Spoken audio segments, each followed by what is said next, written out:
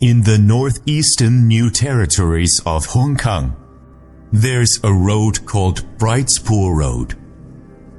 It winds from Tai Po Road to Plato Cove, Reservoir, and Bright's Pool itself, a scenic route popular with hikers, cyclists, and barbecue enthusiasts. But behind this natural beauty, Bright's Pool Road holds another, darker reputation as one of Hong Kong's most haunted stretches of highway and one of its deadliest. The name itself carries a tragic legend. Long ago, a bride was being carried in a traditional wedding sedan chair when the bearers lost their footing. The entire sedan, with the bride inside, plunged into the pool below, and she drowned. Ever since, locals have called this place Bright's Pool. The road itself is a narrow mountain passage with countless hairpin turns. Many of these bends are so sharp that even experienced local drivers must pay extra attention. One moment of carelessness can result in tragedy. Over the past decades, this road has witnessed countless serious traffic accidents, some with multiple fatalities. The case file we're examining today centers on an ordinary garbage truck driver. We'll call him Kwai. In his early 40s, Kwai had been in the profession for nearly 20 years. His route included a section along Bright's Pool Road every morning around 7, while other workers were just waking up to start their day.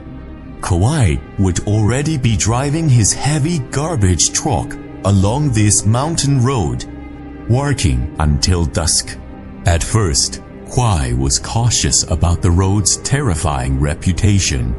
But after a few years, people become numb. Kwai began to think that whether ghosts existed or not, he was just a working man doing his job, collecting garbage on schedule, clocking out on time. That was enough. After all, what ghosts would come out in broad daylight? Until one day, he began to notice something wasn't right. The remains at the barbecue site. It was an ordinary Tuesday morning, around 8 o'clock. Kwai drove to the barbecue area along Bright's Pool Road to clear the trash left by the previous night's visitors. The morning sun slanted through the trees, and the air still carried the lingering scent of charcoal and grilled meat. Kwai efficiently emptied the trash bins into his truck, then walked over to clean several barbecue grills. But when he approached one particular grill, he stopped. On top of the grill lay several chicken wings from the night before, clearly left behind by barbecues who'd departed too hastily. But what unsettled Kwai was the color of these chicken wings. Normally, grilled chicken wings, even after sitting overnight, would retain their golden brown color and char marks. But these were pale. Not only did the honey glaze appear to have been licked clean, but the meat itself had taken on an unnatural grayish-white hue, as if all the life had been drained from it. Kwai frowned and picked one up. The meat inside was withered, crumbling at the slightest pressure. It bore no resemblance to food that had been freshly cooked just hours before. As he examined the wing, the morning mist suddenly grew thicker. Kwai felt a wave of cold. He looked up and saw across from the grill Within the mist, a blurred shadow. The shadow stood there, semi-transparent, its outline wavering with the fog. Quite strained to see more clearly, and he saw the shadow extend something, an abnormally long, grayish-white tongue. The tongue swayed slightly in the air, as if still savoring some taste. Then, it slowly retracted back into the blurred shadow, and the shadow vanished. Kwai stood frozen for a full 10 seconds, the peeled chicken wing still in his hand. He looked around. The morning sun still slanted through. Bird song and insect sounds continued as normal, as if what he'd just witnessed had never happened at all. He tossed the wing into a garbage bag and muttered, "So even in death, they still have cravings." But what Kwai didn't know was this was only the beginning. The death curbed in daylight. What truly chilled Kwai too. The bone was what he discovered. Over the following months on Bright Blue Road, Kwai's route passed several notorious death curbs, bends, where serious accidents had occurred in the past, some resulting in multiple deaths. At first, Kwai simply found these spots particularly eerie, but gradually, he noticed a pattern. In the days before a serious accident occurred, when he drove past these curves, he would always see something gathering there. And most disturbing of all, these gatherings didn't happen at night. They happened in broad daylight. Initially, Kwai just felt certain curves were unusually dark, even though the surrounding area was bathed in bright sunlight. These specific spots would be covered by shadows that refused to disperse, even when his truck's headlights shone directly on them. The shadows wouldn't lighten. Instead, they seemed to absorb the light. After a while, Kwai saw more clearly. The shadows were actually semi-transparent human forms. They stood there, their numbers growing from 1 or 2 to 3 or 4 to 7 or 8, sometimes even a dozen or more. They didn't move, just stood silently. And even when vehicles drove past, they wouldn't step aside. They were just waiting for something. After several more months, Kwai could even distinguish the condition of the spirits within. Some had no arms or legs. Some had heads twisted 180 degrees. Some had bodies contorted into unnatural shapes, all bearing the marks of violent deaths. But what disturbed Kwai most was discovering that among these spirits, there was always one particularly clear figure standing at the front. That figure was a bride dressed in traditional Chinese red wedding attire. She simply stood there, hands hanging naturally at her sides, expressionless, staring at the road. Her outline was far clearer than the other spirits. Kwai could even make out the golden embroidery patterns on her dress, but he could never see her face. Most terrifying of all, even though it was broad daylight, even though the sun blazed overhead, whenever Kwai drew through these gathering points, the radio in his truck would suddenly fill with static interference. His headlights would flicker for no reason, and the temperature inside the cabin would plummet.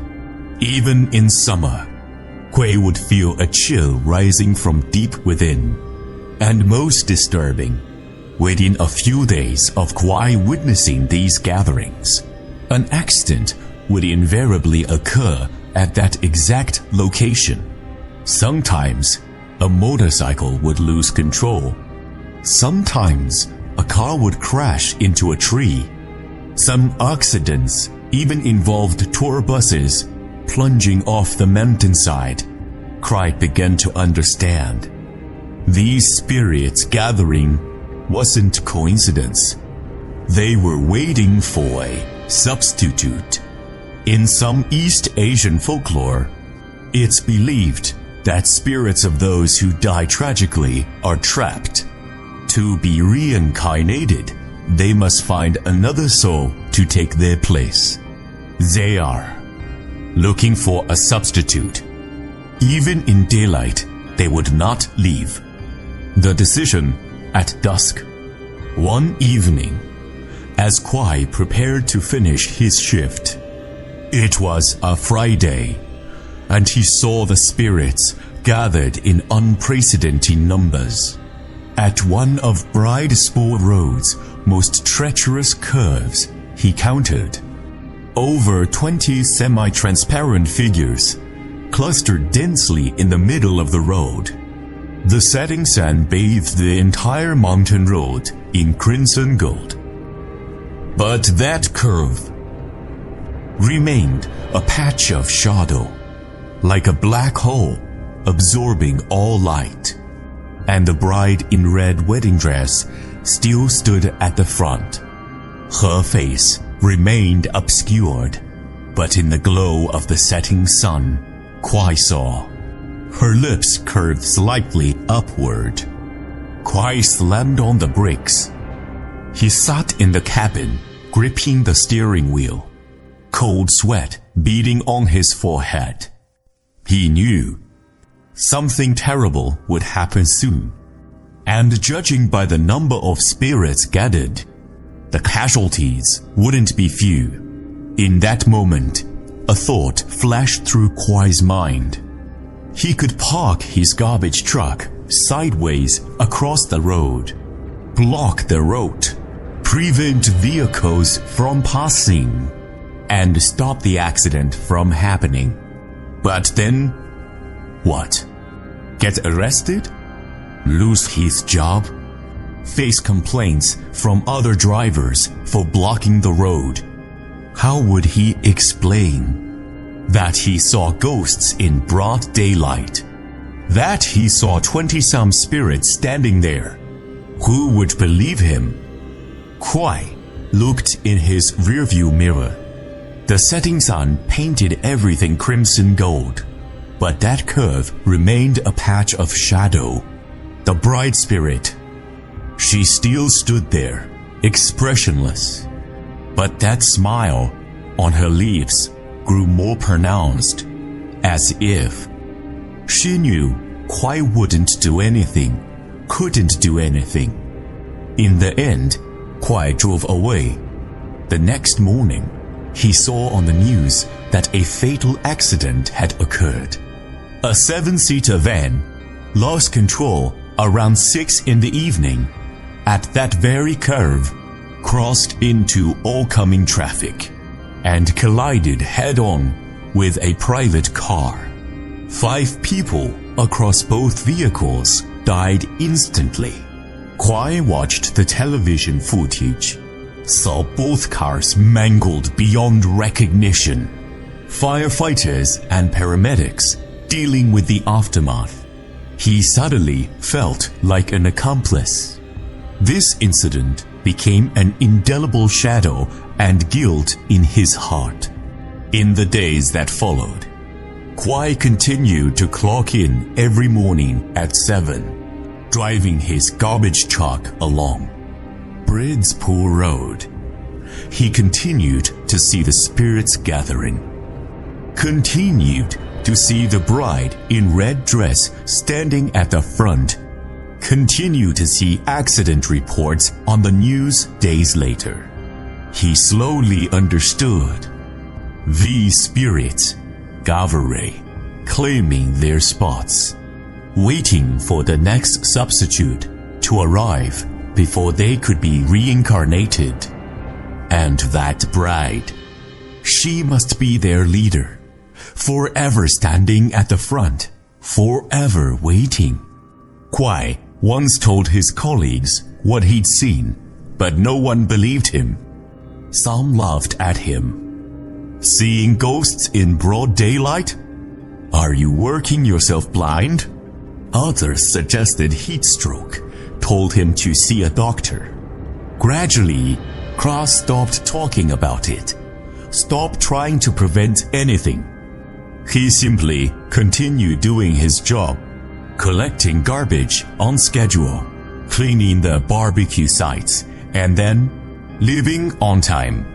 Once, after finishing his morning collection, Kuei drove past one of the curves. The morning mist hadn't yet lifted, sunlight slanting through, bathing everything in gold. But that curve remained a patch of shadow. He saw the bright spirit standing there, silently watching the road.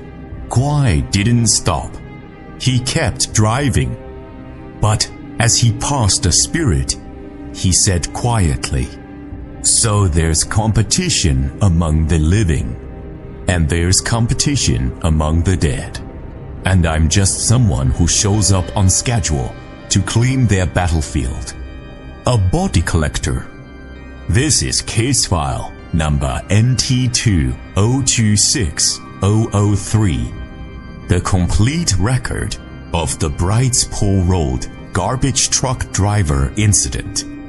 The Human Research Institute reminds you, if you travel along Brights Pool Road, whether day or night, and you notice a curve that seems unusually dark, even when the sun is high overhead, slow down, and then leave as quickly as possible, because some things don't disappear with sunrise.